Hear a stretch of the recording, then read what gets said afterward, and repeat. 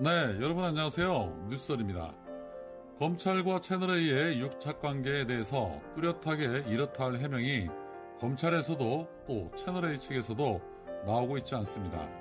아마도 그림을 어떻게 그려야 할지 머리 아프게 작전을 짜고 있을 거라는 생각입니다. 윤석열의 해명이 요구가 되고 있음에도 윤석열 역시 침묵으로 일관하고 있습니다.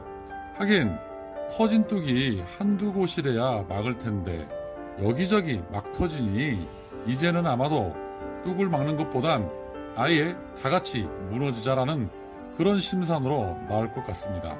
그런데 아니나 다를까 드디어 윤석열의 행동 개시가 시작됐습니다. 윤석열의 남은 한 가닥 희망에는 뭐가 있을까요? 바로 총선입니다.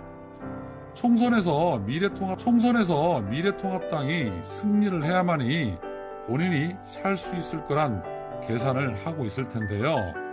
그래서 앞서서 4.15 총선에 모든 역량을 쏟아붓겠다며 전국의 지검에 지시까지 내렸었는데 왠지 윤석열이 뭔가 한다고 하면 그 숨은 의도에는 반드시 이 정부와 민주인사들을 향한 조작과 음모 아니면 검찰권을 남용한 강제 수사 및 압수수색이 있었습니다.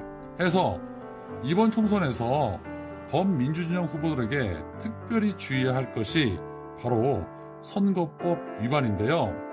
역시나였습니다. 오늘 검찰이 당내 경쟁 경선 후보로부터 여론조사 조작 의혹으로 고소를 당한 더불어민주당 김영배 서울 성북갑 후보의 선거 사무실을 전격 압수수색했습니다. 윤석열이 앉아서 당하진 않겠다고 반격을 하는 모양새입니다. 자, 서울 북부지검은 서울 성북구에 있는 이 김영배 후보 선거 사무실에 수사관들을 보내서 압수수색을 진행했다고 밝혔습니다. 선거 사무실이다 보니 압수물도 많지 않고 비교적 일찍 끝났다고 하는데요. 이에 대해 김영배 후보는 문재인 정부 청와대에서 정책조정비서관과 민정비서관을 지낸 친문 인사로 분류가 되어 있습니다.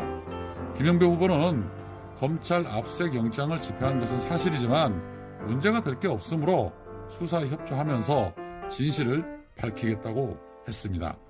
아니, 검찰이 고소가 들어와서 수사가 진행되는 게 문제가 되느냐고 하시는 분도 계실 텐데 선거법 위반 사건은 그동안의 관례를 보면 선거철에는 조심스러운 부분이 상당히 있고 또 당락에 큰 변수가 될 수 있기 때문에 통상 중앙선거관리위에서 위법사항을 먼저 조사를 하고 위법한 사실이 드러나면 검찰에 고발을 한 다음 검찰이 수사를 착수하는 게 그동안의 관례였고 선례였습니다.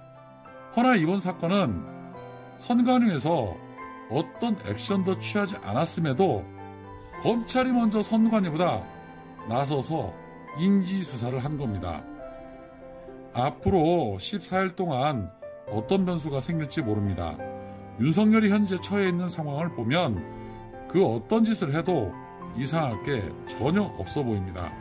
처와 장모 사건에 이어서 본인 사건에 거기에 또 채널A와 한동훈까지 뿐만 아니라 과거 논산지청장으로 있을 때 있었던 이 비사실들까지 다 터짐으로 인해서 윤석열은 그야말로 더 이상 벼랑 끝에서 물러날 곳이 없습니다.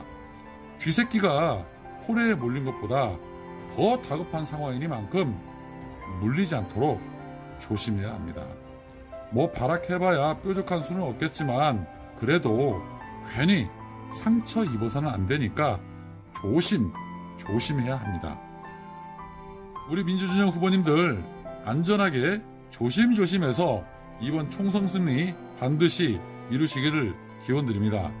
윤석열 씨 요즘 살 많이 빠지셨죠? 제가 볼 땐 조금 빼서는 안 될 것 같고 한 20kg 정도 이상은 푹 빠지도록 계속해서 밤잠 못 이루셨으면 참 좋겠습니다. 오늘은 여기까지입니다. 고맙습니다.